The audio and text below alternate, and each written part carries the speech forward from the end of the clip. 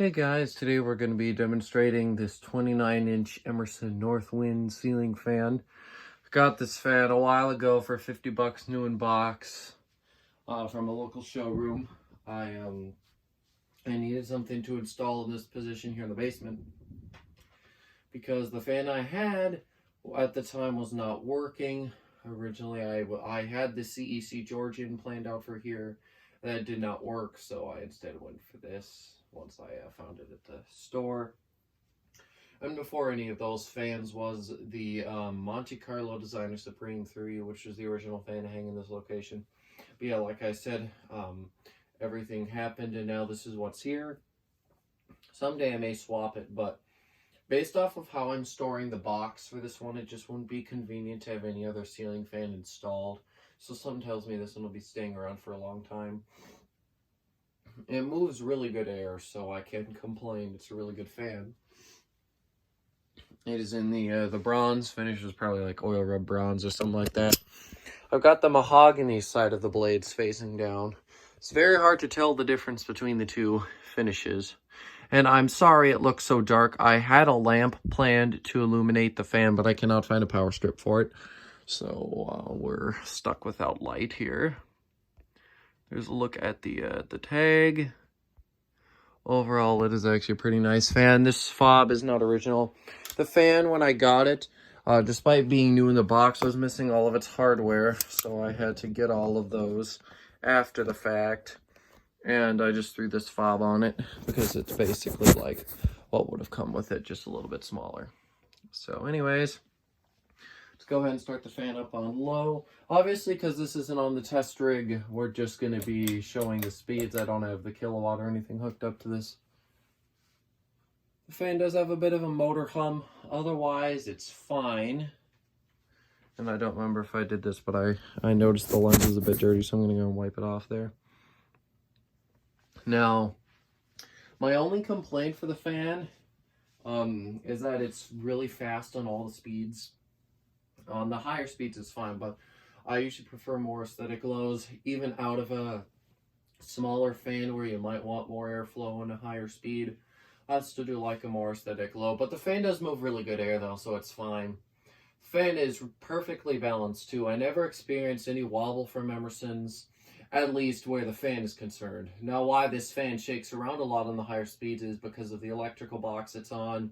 Same goes for on my test rig. Whenever my Emerson fans are properly installed on a standard ceiling, on a secured box, I never, ever, ever experience wobble with them. They're just so well balanced. They're great. So yes, this here is low speed. Moving a fairly decent amount of air. We'll go ahead now, take it up to medium. I usually just run the fan on a low whenever the switch comes on and the fan goes on with it. It really does move the air for a smaller fan. These fans are great. The Northwind line really always was a really great set of products for more affordable prices. Ever since the late 1910s, early 20s, when they had the Northwind line of portables, and then after those came the 80s Alaska versions. Then eventually they stopped having them made by Alaska. I don't know who made them afterwards. Whoever Emerson used to make the rest of their fans. That's probably who this one here is made by. It is very sad to see the Emerson name go and the Cathy Ireland.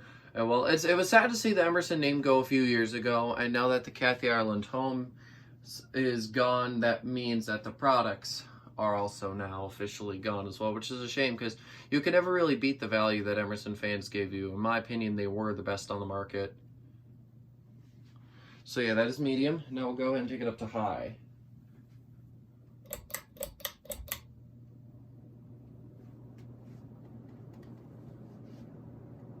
It does have a bit of a wobble, mostly because of the electrical box. It's the whole box that's shaken. Not really the fan. But yeah, here on high speed, it moves really good air. The airflow from this fan is definitely more downward. When I'm standing back here, I can't feel it, but the second I get up close to it, I can feel it. And that's, I mean, really that's ideal for where you would install this fan, in like a laundry room or a hallway. It's really the perfect fan for those applications. And for a quote-unquote builder fan, it's not bad either. And the Northwind line wasn't really Emerson's cheapest of the cheap either. That I would give to the builder fan. Anyways, I'm going to go and give you a close-up.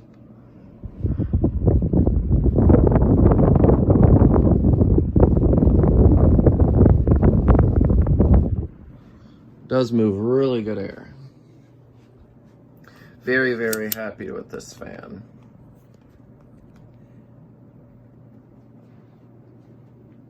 Alright, turn this thing off. I don't like running it on high too often because of that box. I would like to change it out, but it's so stuffed up there with so many wires that would be a real painful process. So for now it stays.